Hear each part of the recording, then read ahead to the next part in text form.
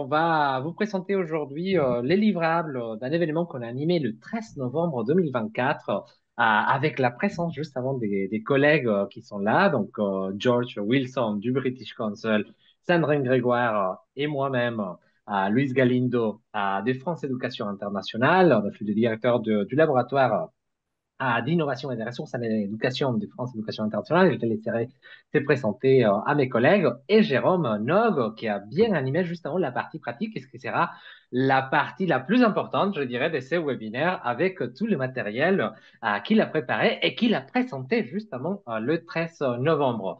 Donc, cette journée, en fait, faisait partie d'un partenariat, d'une belle collaboration entre le British Council et France Éducation Internationale dans un dispositif qu'on a lancé justement le 13 novembre qu'on a appelé Regarde à l'international pour mieux comprendre ce qu'on fait à l'international sur un sujet spécifique, dans ces cas, intelligence artificielle et enseignement des langues.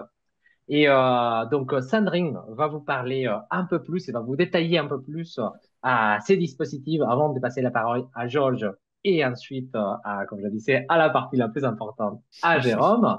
Et pour les questions, très importantes, donc là, vous avez commencé à vous présenter, etc. Donc, c'est très bien. Vous pouvez utiliser les chats justement pour partager vos réflexions, pour dire bonjour, etc.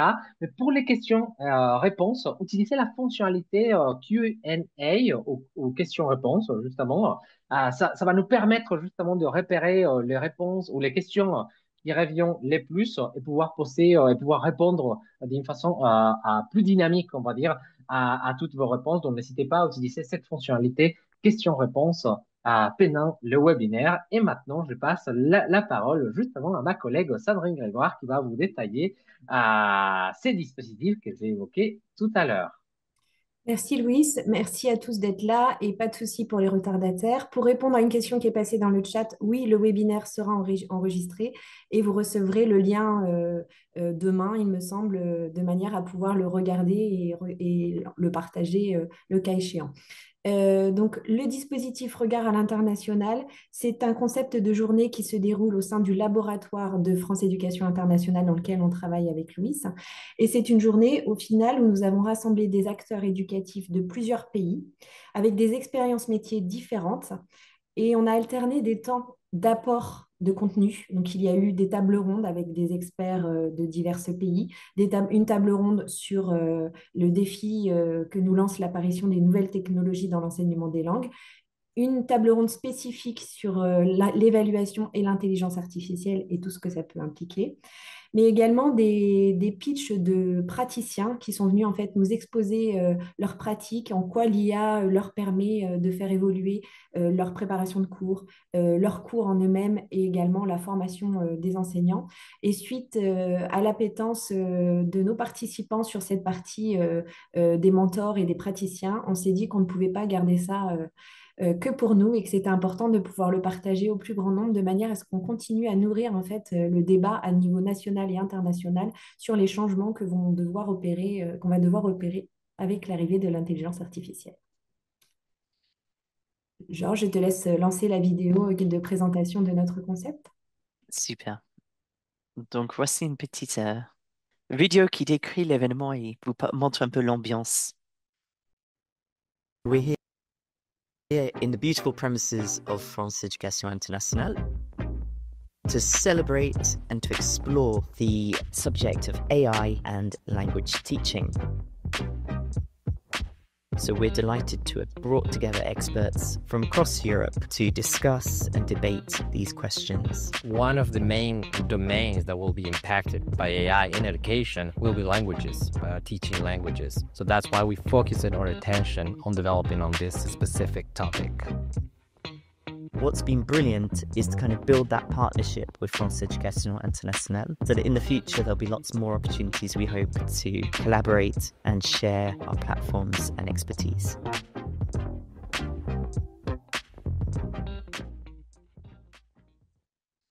Donc, comme vous voyez, tout s'est passé bien dans la bonne humeur, l'excitation d'être tous ensemble avec plein d'acteurs différents de l'éducation. Et surtout à la fin, on était très fiers des ressources que nous avons générées et qu'on espère utiles pour tout le monde ici.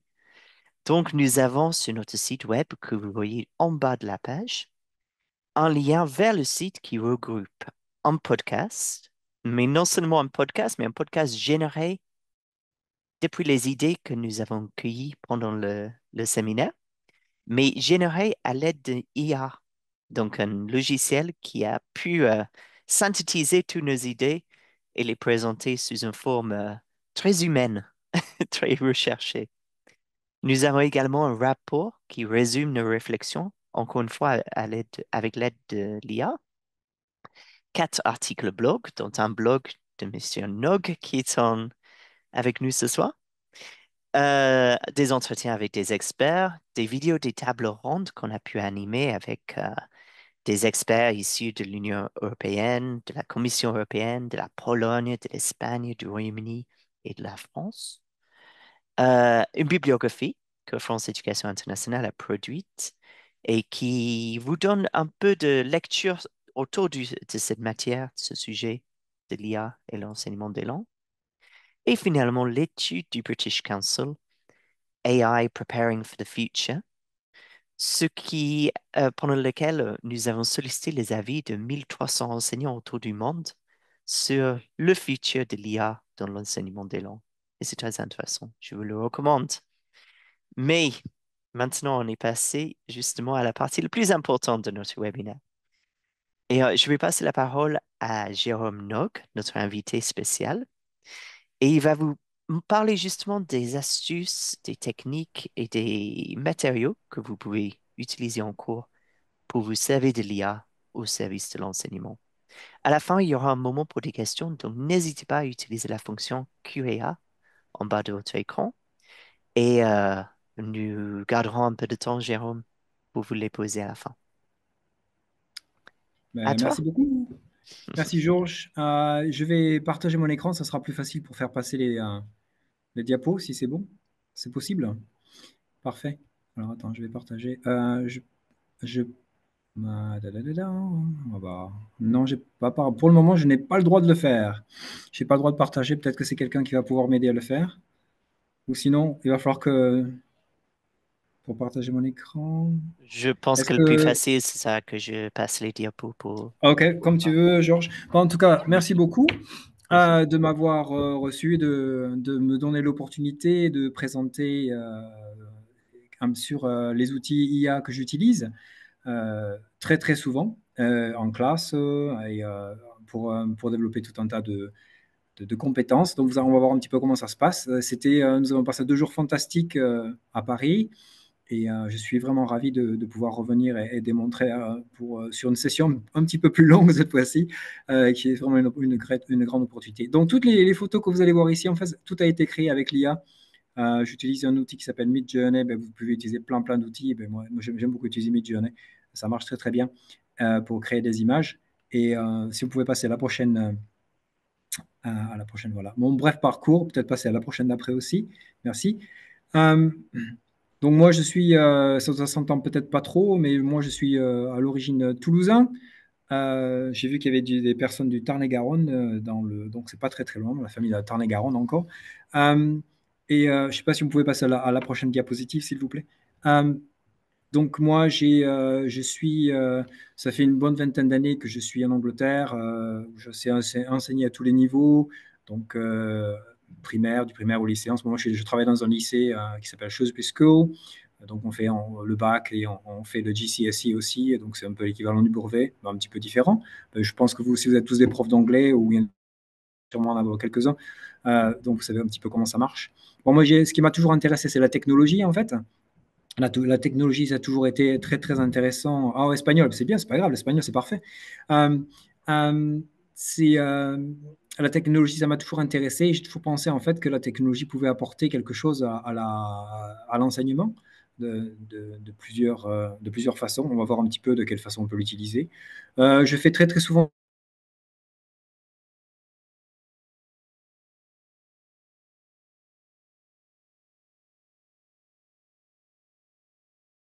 On va montrer aussi, je crée pas mal de ressources, auteur de manuels d'apprentissage pour The Language Gym. Je ne sais pas si vous avez déjà entendu de Gianfranco Conti, qui est une méthode un petit peu particulière connue dans le monde, qui s'appelle EPI. Et je suis aussi fondateur d'une poésie. Ah, le son ne marche pas très bien, je vais essayer de me rapprocher.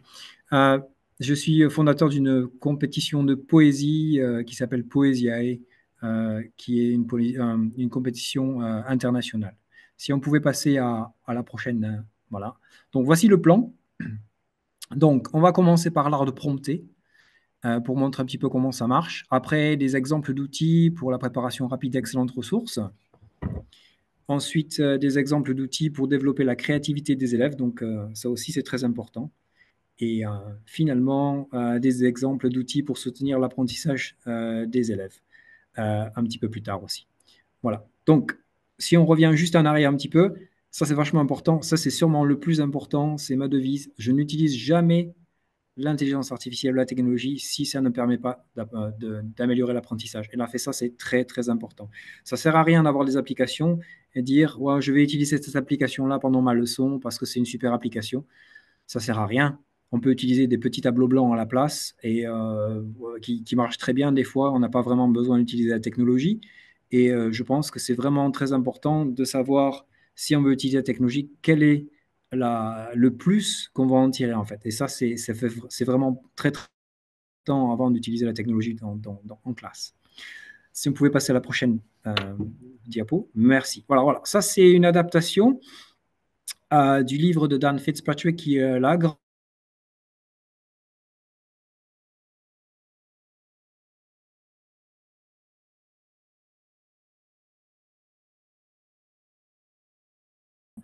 Il y a très, très peu le salon BET, je sais pas, le centre de la technologie ici à Londres, et c'était la semaine dernière. Problème, ça coupe. Ok, je suis désolé. Donc, ce qui est très important ici, en fait, c'est dans les prompts, il faut pouvoir utiliser l'acronyme PrEP. Donc, d'abord, vous introduisez la prompt. Okay, vous dites vraiment ce que vous en voulez. Donnez un rôle à l'IA. Vous allez lui dire, vous êtes un formateur. Vous avez l'habitude de créer des ressources. Vous faites ci, vous faites ça. Enfin, il faut toujours donner un rôle à l'IA. Après, il faut être très explicite dans ses instructions. Et puis après, donner les paramètres de la question. Donc, vous pouvez, si vous donnez ces 4 éléments en particulier, vous allez pouvoir avoir de bons résultats. Mais si on passe à la prochaine diapositive, mais forcément, le premier jet, le premier résultat ne sera pas forcément le meilleur. Il faut vraiment penser à évaluer, donc utiliser l'acronyme EDIT, évaluer, déterminer, identifier, transformer. Parce que l'IA, le Large Language Model, va vous donner quelque chose, il va vous sortir une réponse, il va vous sortir, qui ne sera peut-être pas forcément de la qualité dont vous espérez, ou peut-être pas qui va répondre à la question, peut-être que votre prompt n'est pas assez précise, donc il va falloir continuer à le travailler. Donc c'est très important. Et plus vous êtes précis, plus vous êtes fort en utilisant les prompts, en fait, et mieux vous allez, les résultats déjà seront plus rapides, vous n'aurez pas besoin de passer moins de temps à préparer, mais en même temps aussi, le résultat va être très très bon et vous allez pouvoir réussir à avoir des choses instantanées en fait, qui marcheront très très bien. Si on pouvait passer à la prochaine, s'il vous plaît. Donc ici, si vous trouvez des difficultés, vous pensez que l'acronyme ne marche pas, je ne sais pas si après vous allez avoir... je ne sais pas si vous allez avoir après accès à des ressources. Moi, je peux envoyer ça plus tard. Je pense qu'il y aura des possibilités. Ici, LLM Prompting, si vous allez en ligne, vous allez pouvoir retrouver un endroit qui vous permet, en fait, vous pouvez éditer le prompt vous-même en disant vraiment ce que vous voulez. Et donc, vous allez voir, vous donnez le rôle, vous demandez ce dont vous avez besoin, en fait, si vous voulez. Là, c'est écrit en anglais, mais c'est très facile, en fait, de pouvoir changer tout ça. OK? Donc, ça, c'est un site qui vous permet, en fait, de créer des prompts, mais ce n'est pas nécessaire. Je pense que c'est beaucoup mieux au départ d'apprendre vous-même à faire des erreurs comme ça, vous devenez de plus en plus meilleur à prompter, ce qui est vraiment le plus important. On passe à la prochaine, s'il vous plaît. Voilà, donc le premier outil, donc on va mettre la vidéo.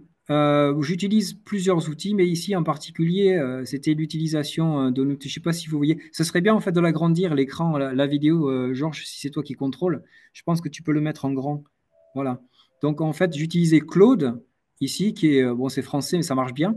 On peut utiliser ChatGPT. Ce que j'ai fait, en fait, c'est que j'ai mis un PDF avec un sentence builder. Je sais pas comment on appelle ça en français. C'est un constructeur de phrases. Je vais parler comme Jean-Claude Van Damme. Euh, et en fait, je lui ai demandé, en ayant toutes les connaissances, donc j'en ai un, en fait, juste ici, là, je ne sais pas si vous n'allez pas voir parce que c'est tout flou, un constructeur de phrases. Donc, en mettant ça sur l'IA, je lui demande de me créer un paragraphe. Des paragraphes de 200, 250 mots. Et avec ça, en fait, moi, je vais pouvoir construire toutes mes ressources et toute ma routine par rapport à toutes mes leçons, en fait. Donc, tout le vocabulaire, il est concentré dans le constructeur de phrases.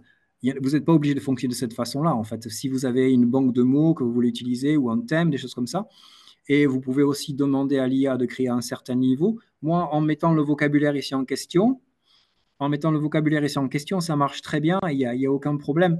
Et il me crée en fait, il me crée ça tout de suite, mes paragraphes que je vais donc utiliser après ça. Donc, une fois que vous avez vos paragraphes, vous passez au niveau supérieur, c'est-à-dire que vous pouvez soit créer des ressources avec, ou bien vous pouvez commencer à créer aussi des exercices d'écoute. Donc, je ne sais pas si on peut passer à la prochaine où on voit comment ça marche. Donc, une fois que vous avez votre paragraphe qui a été créé, vous allez dans un outil qui s'appelle TTS Maker. Donc, en ligne, il y a des dizaines et des dizaines d'outils qui vous permettent de changer votre paragraphe en personne qui parle, quelqu'un qui lit votre paragraphe, donc en texte, en audio. Ici, TTS Maker, l'avantage, c'est que, numéro un, tous les outils que je vais vous citer, d'ailleurs, sont gratuits. D'accord? Ça, c'est très important. Donc, TTS Maker, c'est gratuit. Vous êtes quelquefois limité avec les voix, mais enfin, disons que ça marche très très bien. Et c'est très très rapide. C'est Georges, si ça t'embête pas de faire la démo rapidement. Donc en fait, j'ai mis mon paragraphe dans TTS Maker et après je choisis donc la langue. Donc ici c'était en français puisque j'enseigne le français. Et après on choisit la voix. Et ce qui permet, après, il faut descendre, regarder un petit peu le contexte. Vous pouvez changer des voix, vous pouvez avoir une voix d'homme, une voix de femme si vous voulez. Ce qui est important, c'est qu'on peut changer aussi la vitesse de débit de parole. Et ça, c'est très important aussi parce que vos apprenants, forcément, ils vont pas, ils vont avoir peut-être un petit peu de mal à apprendre ou à entendre, à comprendre ce qui se passe. Donc, on peut passer à, moi, généralement, je mets à 0,8 et le débit est un petit peu moins. C'est toujours assez bon, mais c'est un petit peu moins complexe et ça aide vraiment les apprenants à comprendre le texte. Et comme ils ont l'habitude du vocabulaire, c'est comme on dit en anglais, c'est comprehensible input. Ils comprennent la plupart du vocabulaire. C'est pour ça que j'aime bien travailler et créer mes textes et mes audios, parce qu'il y a moins d'inconnus et c'est comme ça qu'ils vont pouvoir développer leur skills. J'arrive à parler en français. Um, ils vont développer leurs compétences. J'ai trouvé le mot, compétences. Merci beaucoup. C'est arrivé juste après, Stéphane. Merci beaucoup. Je vais y arriver. Désolé, c'était une longue journée déjà. Donc, si on passe au bout d'après, à la séance d'après. Donc, ça, c'était TTS Maker. Si on passe à la diapositive d'après, s'il vous plaît. Voilà. Alors, j'espère que vous allez pouvoir avoir le son pour ça. Et ça serait super si ça marchait. Je ne sais pas si Georges, ça va marcher avec le son. Au lycée à 8 heures du matin. Les cours commencent à 9 heures. Le lundi, j'ai cours de sciences et de mathématiques. Le mercredi, j'ai géographie et histoire. Pour C'est le bon, premier Georges? cours, on doit lever la main. Ok, donc ça c'est le premier. Et ça c'est quand même relativement impressionnant. J'utilise un outil encore qui est gratuit qui s'appelle Vitnose. Je suis allé sur Canva, donc je pense que tout le monde connaît Canva. Vous pouvez utiliser des créations de personnages sympathiques sur Canva. Et, euh, et avec ça, en fait, quand vous mettez ça dans Vitnose, vous mettrez votre photo, vous mettez votre texte et Vidnos va vous créer la vidéo. Et je ne sais pas si vous avez remarqué, mais le mouvement des lèvres correspond vraiment au vocabulaire qui est Dans mon mentionné. lycée, j'arrive au lycée à 8 heures du matin. Les cours Donc ça, c'est peut-être en utilisant peut-être un petit dessin animé, une chose comme ça, c'est peut-être plus facile pour quand on enseigne les plus petits. Après, si vous voulez passer au niveau supérieur, vous pouvez avoir une photo aussi qui est toute générée sur l'IA aussi. et ça va faire la même chose. Ça va paraître peut-être un tout petit peu bizarre au début, là, parce que vous allez voir que la fille, il y a les cheveux qui bougent d'une certaine façon. Mais en fait, c'est quand même assez impressionnant. Vas-y, Georges, merci. Dans mon lycée, il y a des règles qu'on doit suivre. On doit porter un uniforme. Je dois OK, y on arriver peut à l'heure. arrêter. Merci. Ici, en fait, celle-là, j'utilise un exercice qui s'appelle trouver les fautes de prononciation.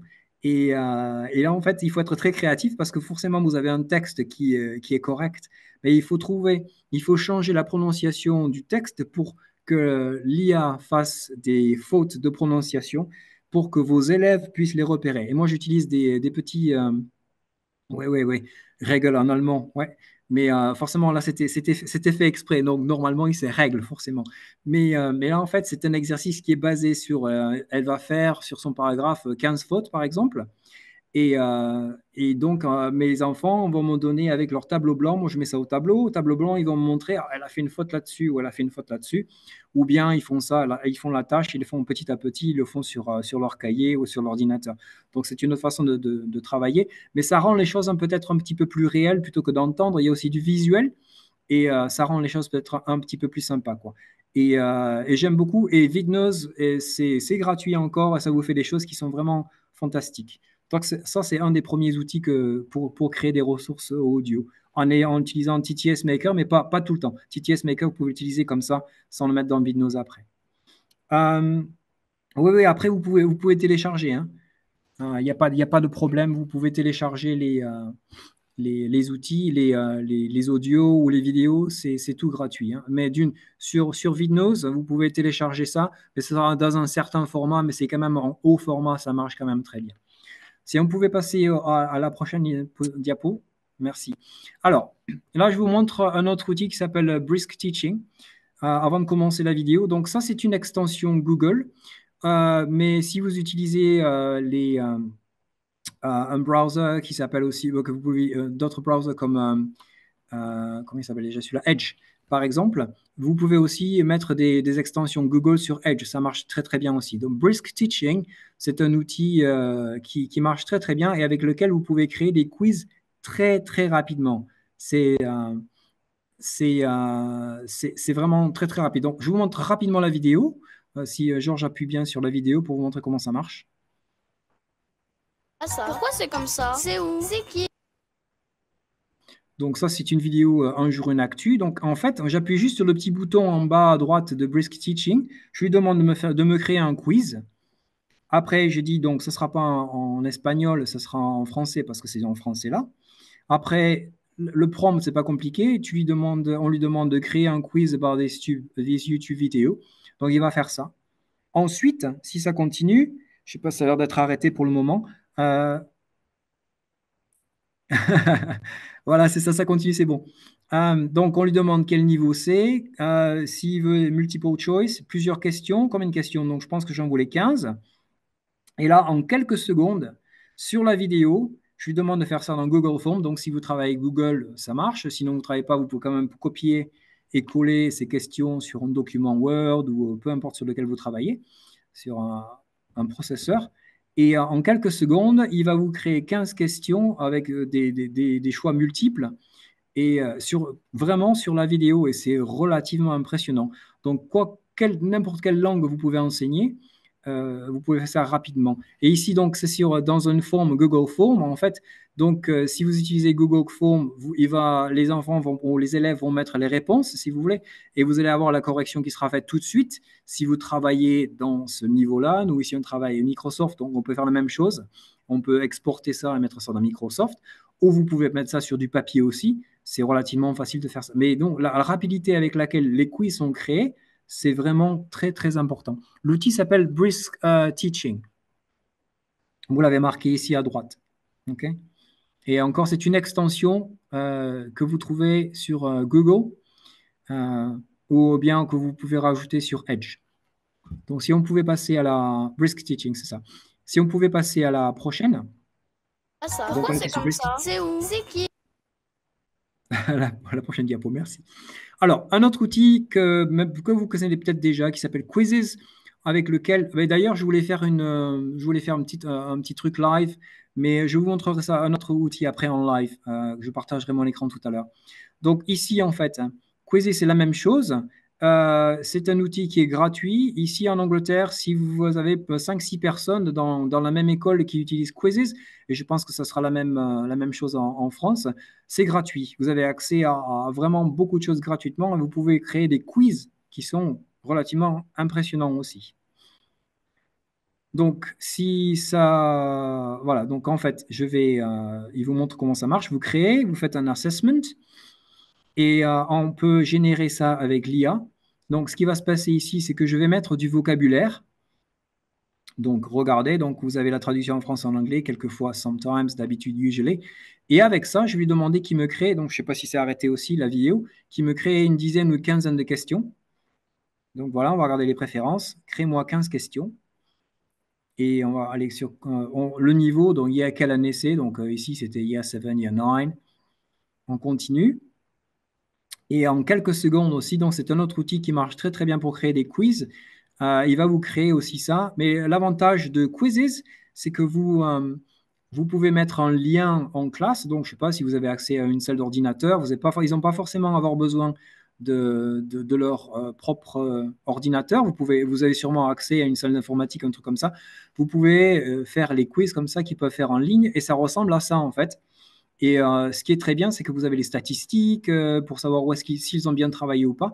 Mais aussi, ce qui est très impressionnant, ce qui est très important et très impressionnant, c'est que c'est un très bon outil pour vous pour savoir si vous avez bien enseigné ce sujet, par exemple, ou si c'est en fin de sujet pour voir si vraiment ils ont bien compris quelque chose. Il va vous dire si c'est bien, les réponses sont bien précises ou pas, et si vous avez un pourcentage pour voir la classe à quel niveau de réponse ils vont avoir. Et si vous avez par exemple un 65% ou un 60%, par exemple ici, ben, ça va vous prouver que peut-être qu'ils n'ont pas très bien compris quelque chose et ça va les aider. On va passer au prochain outil, si c'est possible. Donc ça reprend. OK. Donc ça, c'est TurboScribe. TurboScribe, c'est un outil aussi qui est gratuit, qui vous permet de convertir le contenu des vidéos en texte. Ça peut être très utile. Donc, si Georges, ça ne te dérange pas de mettre la vidéo encore. Donc, une fois que vous êtes sur la plateforme, ce qu'il faut que vous fassiez, en fait, vous avez juste besoin de choisir la langue, le type que vous voulez de quiz ou des choses comme ça. Et là, en fait, vous faites juste le lien YouTube. Et en faisant ça, il va vous générer le transcript. Là, j'ai fait une vidéo sur la Ligo. Oui, c'est gratuit, c'est gratuit. C'est que des outils gratuits. Et là, en fait, avec ça, vous avez tout. Si toutefois, vous n'avez pas la possibilité d'avoir le transcript d'une vidéo, il va vous faire le transcript de la vidéo en quelques secondes. Ici, sur cet outil en question, ici, là, vous avez droit à 3 transcripts par jour. Donc, je pense que si vous étalez un petit peu, et ça revient tous les jours, ça se renouvelle à 3. Donc, sans avoir besoin de prendre un abonnement qui vous coûterait, je sais pas, 10 ou 15 euros par mois. Là, en faisant 3 par jour, si vous étalez ça comme il faut, c'est quand même c'est quand même un outil qui marche très, très bien. Donc, ça s'appelle TurboScribe, qui est vraiment un contenu qui est parfait pour avoir pour travailler sur la compréhension des vidéos et vous-même créer vos propres outils. RGPD, c'est le... oui, il n'y a pas de problème avec ça. Il n'y a pas de problème. Non, il n'y a pas besoin que ce soit des outils YouTube. Vous pouvez avoir des choses sur Vimeo aussi, par exemple. Il n'y a pas de problème. Il n'y a pas besoin que d'avoir des vidéos sur YouTube. Il peut avoir accès à d'autres vidéos que vous pouvez aussi mettre, qui sont dans vous avez Browse Files. Donc, si vous avez une vidéo aussi que vous avez enregistrée vous-même, peut-être, vous pouvez aussi lui demander de faire ça. Ça marche. Donc, si on passe au prochain outil, je vois que le temps passe vite. OK. Alors, est-ce que, Georges, on peut sortir... enfin, on fera ça après. Si vous cliquez, en fait, Udio, avant de commencer d'appuyer sur le bouton, c'est un outil de création de chansons. Alors, en fait, au début, ça va vous créer tout un différent type de chansons. Donc, vous avez un outil qui s'appelle Udio et un outil qui s'appelle Suno, qui sont très, très, très impressionnants, qui ont évolué. Là, ça fait un peu plus d'1 an que je les utilise. Et l'évolution, d'ici à un an, c'est développé, c'est vraiment impressionnant. Donc, comment est-ce que j'utilise ces outils de création avec Udio? Donc, numéro un, créer des chansons. Donc, pour créer, moi, j'avais mes élèves qui avaient des problèmes pour apprendre. C'est le cas toujours de ceux qui enseignent le français, mais ça peut être la même chose pour les verbes irréguliers en anglais, par exemple, quand vous apprenez ça, ou en espagnol, ou d'autres langues. Le problème, c'est que des fois, ils ne comprennent pas des règles de grammaire, ou vous essayez de mettre un point ou les terminaisons pour apprendre les verbes en ER, par exemple, ESE, des choses comme ça. Donc, j'ai essayé de créer un earworm, comme ça s'appelle en anglais, quelque chose qui vous reste dans la tête, en fait. Et je mets mon script et on peut créer des chansons. Et donc, en fait, si vous cliquez, si Georgie clique sur le truc, sur l'audio ici. Non, c'était l'autre. Il faut le remettre, désolé. Vous êtes... Je suis devenu, tu es revenu, il est monté, elle est rentrée. Voilà. Donc, on est sorti, nous sommes venus, vous êtes arrivés, ils sont nés, elles c'est sont ça. descendues. Donc, en fait, merci. Donc, en fait, c'est quand même impressionnant. Moi, ce que j'ai mis, en fait, j'ai écrit les verbes utilisés avec ER. Donc, j'ai dit, je voudrais une chanson pop. Et écris-moi ça. Et en fait, ça crée vraiment des chansons qui sont impressionnantes. Et vous pouvez créer tout un type. Vous pouvez créer du reggae, vous pouvez créer tous les types de musique que vous voulez, du rap. J'ai créé pour s'amuser un petit peu avec mon fils, on avait créé une chanson de rap sur la façon de faire des crêpes.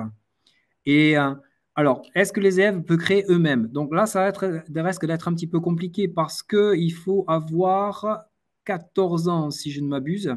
Donc, ça ne marchera pas. Et il faut créer un compte. Donc, les profs peuvent avoir accès à ça. Moi, je sais que mes enfants ici, ils ont des 16 ans plus, ceux avec lesquels j'ai travaillé. Et donc, ils ont un compte Google qui est toujours plus facile parce que c'est vraiment un compte qui est pas. Tout le monde peut avoir un compte Google pour se créer ça et pour créer un nom d'utilisateur. Donc, ça aussi, ce sont des outils gratuits. Les enfants eux-mêmes, quand je travaillais en école primaire, j'ai utilisé ce niveau de chanson-là. En fait, on travaillait ensemble.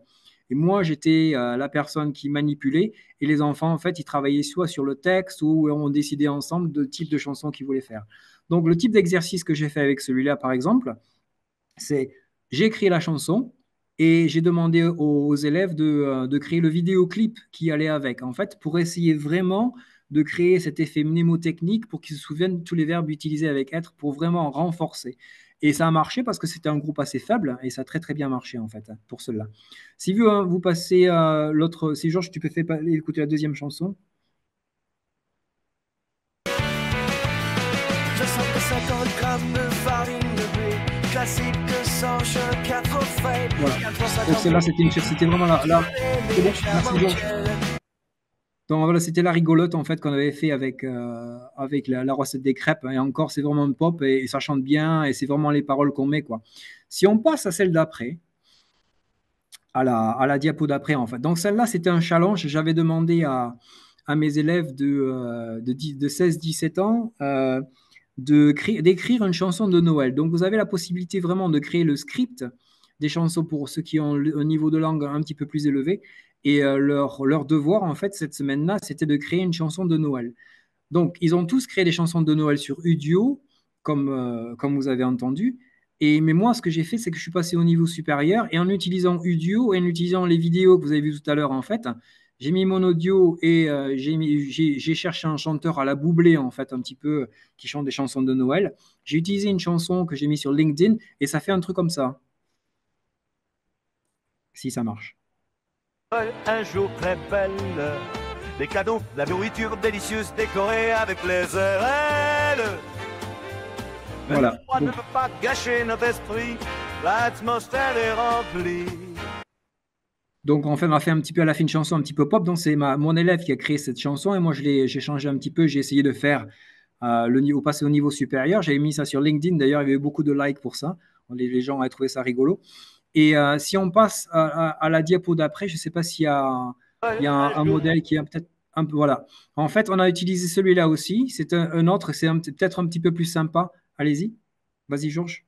Noël, un jour très belle, des cadeaux. Noël, un jour très belle, des cadeaux, la nourriture délicieuse décorée avec les ailes. Voilà, c'est parfait. Merci. Donc c'est la même chanson et vous avez ici, c'est un Animate from Audio qu'on va voir dans quelques secondes en fait. Je vois que le temps tourne et il va falloir qu'on se dépêche peut-être un petit peu. Et en fait, c'était vraiment un app smash ici. Donc, vous mettez plusieurs applications en même temps pour créer quelque chose qui est vraiment sympa, en fait. Et ça développe vraiment beaucoup de compétences non seulement pour le prof, mais aussi pour les élèves, pour arriver à faire vraiment des petites vidéos où vous avez vraiment la bouche qui bouge en même temps que les paroles. On écrit les paroles, la musique est créée par l'IA. Et ça aussi, en fait, c'est généré par l'IA. Donc, ça crée vraiment des trucs vraiment sympas, des petits projets vraiment sympas qu'on peut faire en classe. Si on s'y passe à la prochaine diapo, si ça marche. Donc, c'est Adobe Express que je voulais vous montrer. Mais encore, comment on ne va peut-être pas avoir suffisamment de temps. Adobe Express, donc, c'est encore un outil vraiment qui est gratuit. Il n'y a pas de vidéo sur celui-là. C'est un outil vraiment qui est gratuit aussi qu'on peut créer et que les élèves peuvent aussi utiliser. C'est la même chose. Donc, vous avez vu juste avant le personnage qui bouge les lèvres. Donc, on peut rajouter la musique. Mais moi, de temps en temps, pour ceux qui sont un petit peu, qui n'aiment pas trop parler en français, qui sont un petit peu timides et tout ça, je veux quand même qu'ils arrivent, qu'ils parlent en français, qu'ils pratiquent. Donc, en fait, ils s'enregistrent sur Adobe Express et il y a un petit personnage qui va parler avec leur voix.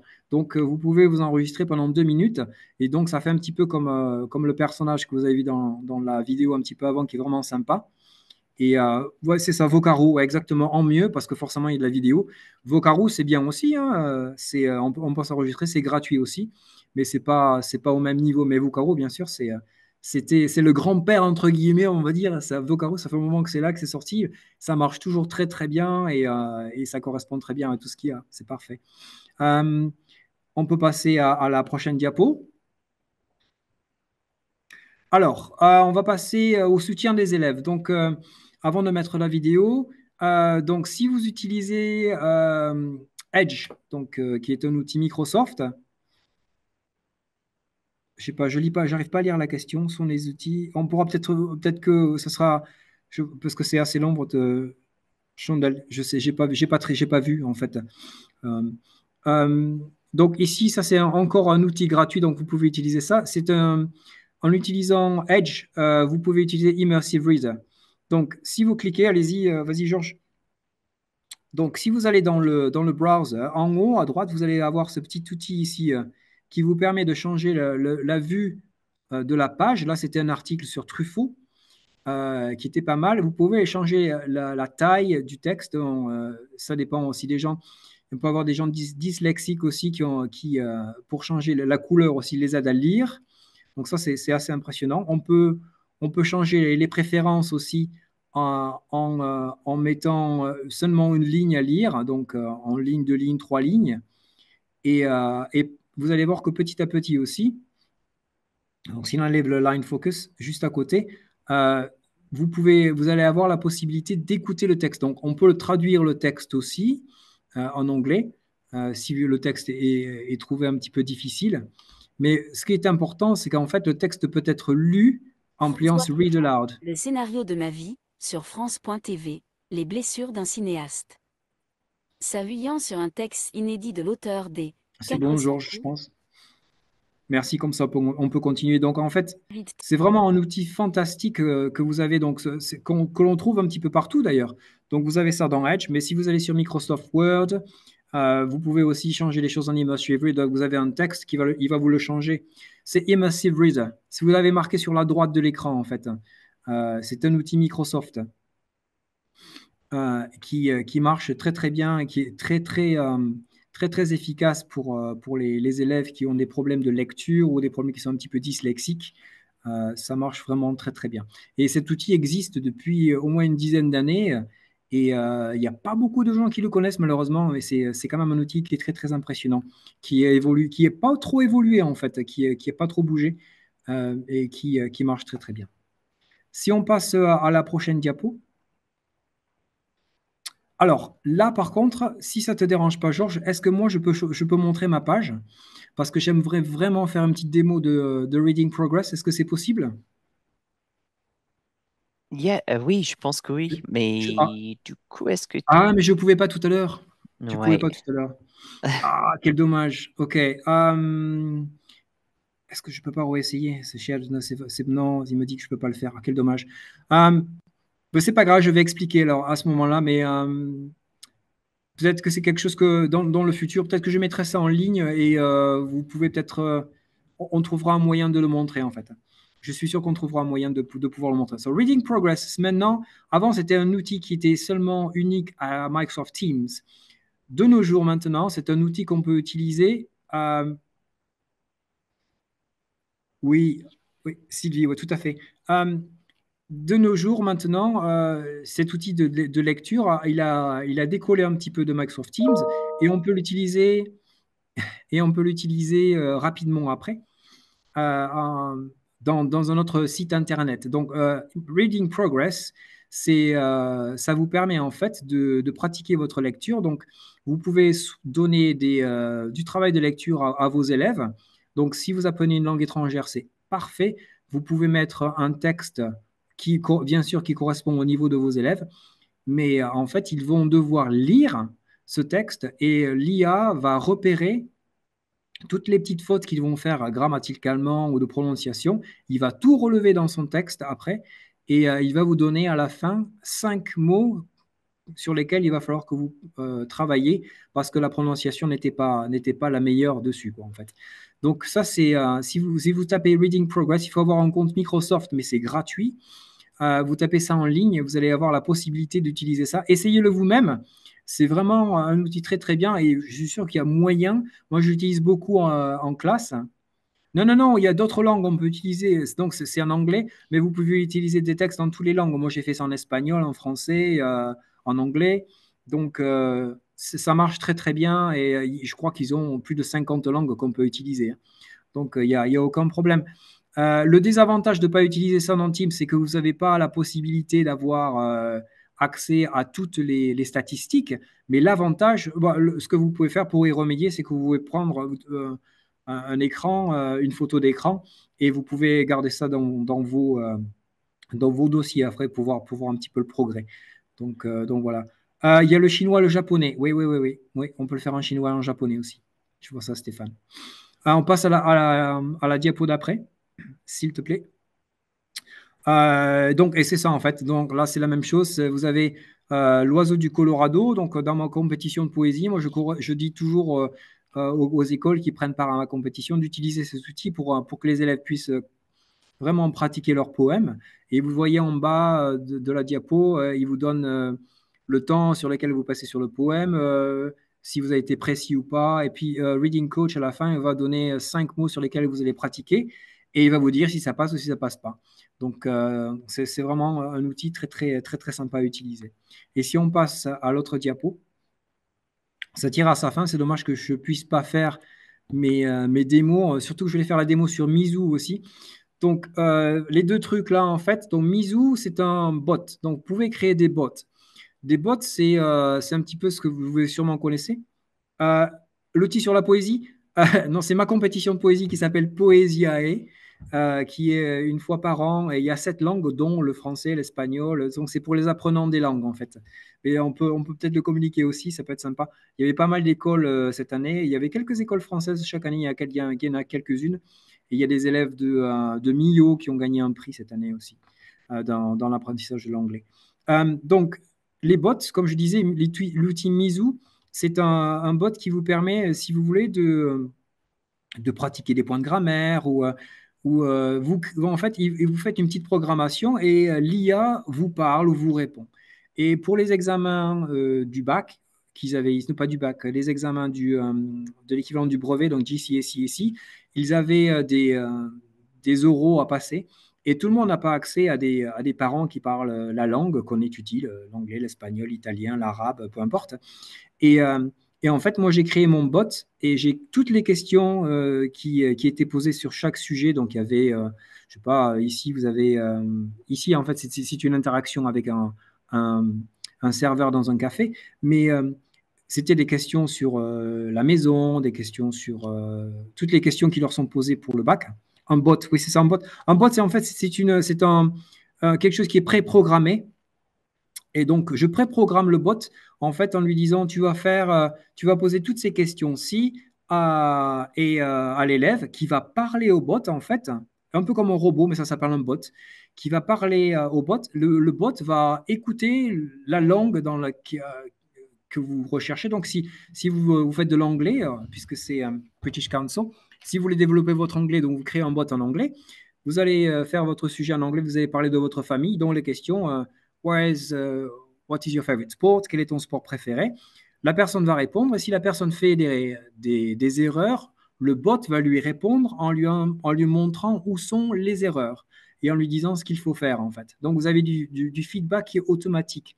Et pendant les vacances, j'ai eu beaucoup d'élèves qui ont fait ça et qui ont pratiqué en fait avec le bot et ça a très très bien marché et j'ai des notes qui ont augmenté et ils ont gagné en confiance aussi parce que tout le monde n'a pas la confiance de parler en langue étrangère et le fait de programmer ce bot sur Mizou M-I-Z-O-U, il faut créer vos propres bots, mais je vais créer une vidéo YouTube en fait dessus pour aider les gens un petit peu à faire ça.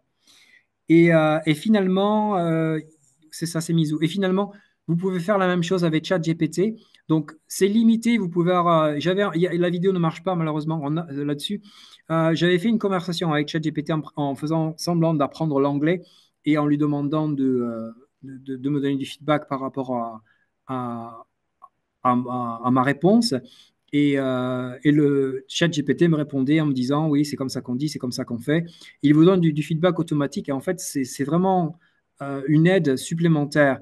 Ouais, on peut faire ça avec Bing. Il y a beaucoup de bots en fait qu'on peut utiliser ou des LLM qu'on peut utiliser avec lesquels on peut faire ça maintenant. Il y en a plein, il n'y a pas que cela. Je parle de cela parce que c'est gratuit, il y en a que c'est gratuit et c'est ce que je connais et que j'utilise le plus. Mais il y a, comme tout, en fait, il y a des gens qui vont utiliser plein d'outils et que d'autres ne vont pas utiliser. Donc, je parle forcément des outils que moi je connais et que je maîtrise bien, en fait. Mais il y a plein de trucs autour, bien sûr, qui marchent. Et je pense que ça, c'était la dernière diapo. Euh,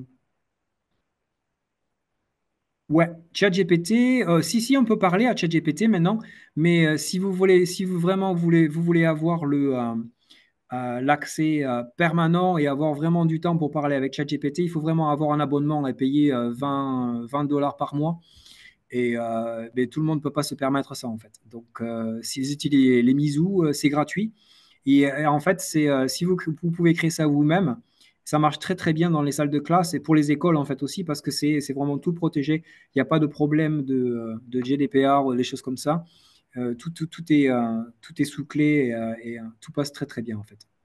Je Jérôme, pourrais on a continuer à parler pendant plusieurs, 2 heures. J'espère que vous n'êtes pas endormi Jérôme, et que vous avez appris 2, 3 trucs aux alentours. Jérôme, on a plusieurs questions. J'ai essayé de Oui, les oui, allez, vas-y, catégoriser. Sandrine. Donc, on a des questions. Bien sûr, évidemment, les outils interrogent beaucoup. Donc, je vais te les rassembler pour que tu puisses. Donc, on a des questions Vas-y, sur les vas-y. outils, sur la préparation de classe, l'authenticité et le cadre réglementaire. Donc, on a 4 gros points. Ouais, ouais, bien sûr. Sur les outils, du coup, il y a une question qui me trouvait qui est sur la. Enfin, tu t'es pas prononcé là-dessus. Je la trouvais particulièrement pertinente sur finalement, est-ce que ce sont des outils que tu utilises sur des activités plutôt d'entraînement ou d'évaluation? Ça, c'est un premier point. Lesquels? Les activités que les outils que tu utilises et les Ok, donc activités liées. il y en a, on peut faire les deux, en fait. On peut faire vraiment les deux, évaluation et pratique. Donc, c'est vraiment, il y a toutes les possibilités, en fait. Ok. Du coup, après, il y a des questions autour des outils eux-mêmes que tu utilises parce Ouais, que du coup, ils sont gratuits. Donc ça, c'est un point qui a l'air tout est d'être gratuit. évoqué, mais qui nécessite la création de compte. Donc du coup, la question des données du RGPD interroge nos participants, de Ouais. même que le caractère d'accessibilité du fait que ce soit des outils qui sont présentés à télécharger en version site web, Alors, on ne navigateur. télécharge rien du tout parce que généralement, moi, je ne veux pas télécharger quoi que ce soit sur mon ordinateur. Ce sont des outils dont on a accès en ligne. Quand moi, je me mets sur un outil et que je veux créer un outil gratuit, donc on sait quand c'est gratuit, généralement, quand on est professeur, pas pour les élèves, on sait qu'il y a toujours, que c'est pas forcément au niveau des des GDPR, ça va pas forcément être à 100% parce que c'est un outil gratuit. Donc, j'utilise une adresse email bateau que tout le monde a généralement, que j'utilise seulement pour créer des comptes, pour faire des activités en ligne sur des outils gratuits. Donc ça, donc j'utilise jamais mon adresse email que j'utilise normalement pour mon travail et les choses comme ça. C'est vraiment des adresses bateau, quoi. Après, du coup, il y avait une question justement sur le fait que ces outils soient gratuits. Du coup, ces outils, c'est nous. Il y a une participante qui disait, bah, du coup, c'est nous qui fabriquons ces outils. Enfin, voilà. Enfin, du coup, Oui, ben oui, ben forcément, ils vont utiliser un petit peu nos données quelque part. Donc, c'est du donnant-donnant entre guillemets, parce que si vous créez des ressources rapidement et que ça vous fait gagner du temps, et bon, ils vont peut-être utiliser. Mais de toute façon, vous n'allez pas partager votre code bancaire, vous n'allez pas partager des choses, vous n'allez pas mettre des, des noms d'élèves dans l'IA, des choses comme ça. C'est des choses qu'il ne faut pas faire de toute façon, parce qu'on même, on sait, c'est jamais tight, c'est pas waterproof, c'est pas, il y a toujours des petites choses qui vont à droite et à gauche. Donc en fait, il faut faire très attention à ça. Moi, quand je crée des ressources, ben, s'ils veulent utiliser mes textes que je partage rien de ma vie privée ou des choses comme ça. En fait, c'est seulement des choses pour l'école. Donc, il y a vraiment aucun problème de ce niveau-là. Donc, si je crée quelque chose avec un sentence builder, donc un conteneur de phrases, il n'y a que ça que je vais partager. Donc, c'est pas vraiment un problème. Il va me créer un texte, mais il y a vraiment rien qui va les aider ou qui va montrer quelque chose par rapport à moi, si vous voulez. on a une question très intéressante sur un point que tu as peut-être moins développé, à savoir la préparation. Enfin, que moi, je cadre, enfin, Oui, bien sûr. du côté de la préparation de classe. Est-ce possible de générer une programmation annuelle à partir des programmes avec les outils Oui, on peut. d'intelligence On peut artificielle? créer, on peut tout créer en fait. Vous pouvez créer des programmes, c'est tout est faisable en fait. Tout est vraiment faisable. C'est tout ce qui est lié à votre prompt. Donc, vous pouvez créer des programmes pour toute l'année. Vous pouvez créer absolument n'importe quoi. De toute façon, ces large language models, ils sont là pour vous aider de toute façon. Donc, vous pouvez créer vraiment tout ce dont vous avez besoin. Ils ont toutes les connaissances nécessaires. Et vous pouvez rajouter des documents aussi pour les aider. Encore, forcément, ne donnez pas vos données personnelles, mais vous pouvez forcément mettre des choses en ligne pour aider l'IA à créer un programme annuel ou une séquence, des choses comme ça. C'est tout à fait faisable. On a des questions sur l'authenticité, parce que du coup, le fait d'utiliser des outils d'IA, que ce soit pour la lecture oralisée, pour du coup la parole, en fait, tout ce qui est de l'ordre du débit, il y a un petit peu ce comparatif. Alors, bien sûr, Pourquoi rien. privilégier ça par rapport à des écrits, à des audios authentiques? Enfin, Ok, comment on se alors, positionne? c'est très difficile de trouver des audios authentiques, numéro un. Donc, c'est possible. Ou alors, si vous voulez avoir accès à des audios authentiques, il va falloir payer pas mal d'argent, à droite et à gauche. Vous pouvez peut-être trouver des vidéos YouTube ou des choses comme ça. Mais pourquoi est-ce que moi, je crée des choses qui sont peut-être un peu moins authentiques, mais qui aura quand même. Ça parle très bien français. Je diminue le débit, mais ça va contenir 90 ou 95% d'informations que les enfants ou les élèves vont comprendre. Alors que si on met une vidéo qui est très compliquée, on va voir l'audience qui va se dire, mon Dieu, je comprends rien du tout, j'abandonne tout de suite. Donc moi, j'aime bien commencer à créer mes textes tout de suite en faisant en sorte qu'ils apprennent et qu'ils gagnent confiance et petit à petit, peut-être aller vers des textes qui sont peut-être un petit peu plus authentiques, mais commencer peut-être d'une façon un peu plus artificielle au départ pour créer cette confiance et après utiliser peut-être des vidéos YouTube ou d'autres accès ailleurs pour avoir accès à des gens qui parlent vraiment le français avec des accents, peut-être un accent belge, accent suisse ou à différents accents anglais, sud-africains, écossais, indiens, peu importe. Donc c'est très important aussi. On a des questions, enfin, Jérôme, sur le cadre réglementaire et environnemental. Donc, je ne pense pas qu'on ait toutes les réponses aujourd'hui, mais je trouvais ça quand même important de les relever. Il y a une demande, existe-t-il des logiciels ou des sites qui soient validés par les différents ministères de l'Éducation nationale? En France, oui.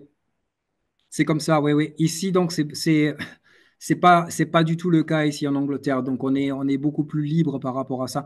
Et je sais que j'avais parlé, forcément, quand on était venu au mois de novembre, j'avais la possibilité de parler avec beaucoup de gens par rapport à ça. Et c'est vrai que quand on enseigne, quand on est dans l'enseignement français, c'est beaucoup plus régulé. Et je sais qu'il y a même des outils qui ont été créés pour faire certaines choses qui sont forcément euh, accepté par les académies. Et alors que moi, j'avais des amis qui travaillaient avec Microsoft et qui ont été obligés d'arrêter, par exemple, les choses comme ça avec leur classe parce que l'académie n'acceptait pas qu'ils utilisent Microsoft pendant leur leçon. Donc, dans mon contexte, ça marche, mais je comprends pourquoi ça pourrait ne pas marcher pour vous, mais de toute façon, rien ne vous empêche en tant que préparateur, en tant que professeur, d'utiliser ces outils-là chez vous et d'amener le produit fait en classe après. Et dernière question dans ce que j'ai relevé, mais qui a tout aussi son importance, quid de l'impact environnemental qui est au cœur de l'utilisation de l'IA? Exactement. Donc, l'impact environnemental, chaque fois que vous faites un prompt, apparemment, ça utilise un demi-litre d'eau. OK?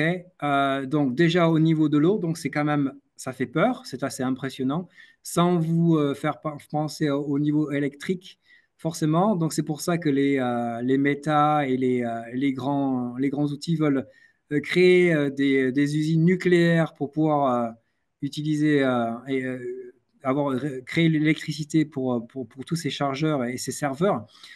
Donc, certes, euh, on peut faire très attention à son utilisation et pas passer ses journées sur l'IA, l'utiliser d'une façon peut-être un peu plus environnementale, mais euh, si on n'utilisait pas du tout, je connais des gens qui ne font pas du tout, qui n'utilisent pas du tout l'accès à, à l'IA par rapport au coût environnemental, mais vous quand même, vous manquez beaucoup à ce qui se passe et je pense qu'au niveau de l'éducation, il faut quand même connaître ce qui se passe au niveau de l'IA parce que c'est vraiment une explosion. Il faut vraiment, en tant que professeur, apprendre comment ça marche, comment ça fonctionne pour pouvoir aider les élèves aussi à apprendre parce qu'eux, ils vont vraiment habiter dans une vie, ils vont vivre une vie dans laquelle ces compétences de l'IA va être très, très importante. Et je pense que nous, on est là vraiment pour les aider à ce niveau-là. Et c'est vrai que pour le moment, il risque d'y avoir un coût environnemental, mais peut-être qu'on n'a pas besoin de passer 3 jours dessus et passer peut-être un petit peu moins de temps sur les IA et être. Si on devient plus compétent dans ces prompts, on n'a pas besoin peut-être de passer trop de temps dessus.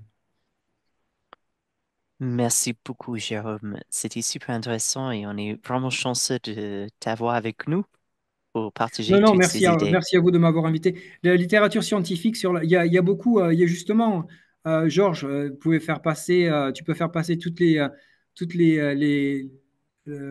la bibliographie qui avait été partagée avec tout le monde, parce que vous allez avoir tout ça, c'est vraiment très, très impressionnant, la bibliographie, toute la recherche qui a été faite sur l'IA, et il y a une mine, vraiment une mine d'informations qui est très, très importante.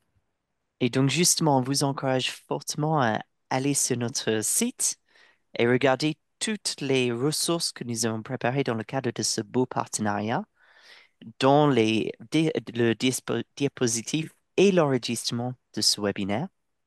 Demain, vous recevrez automatiquement de Zoom un mail avec tous les liens dedans.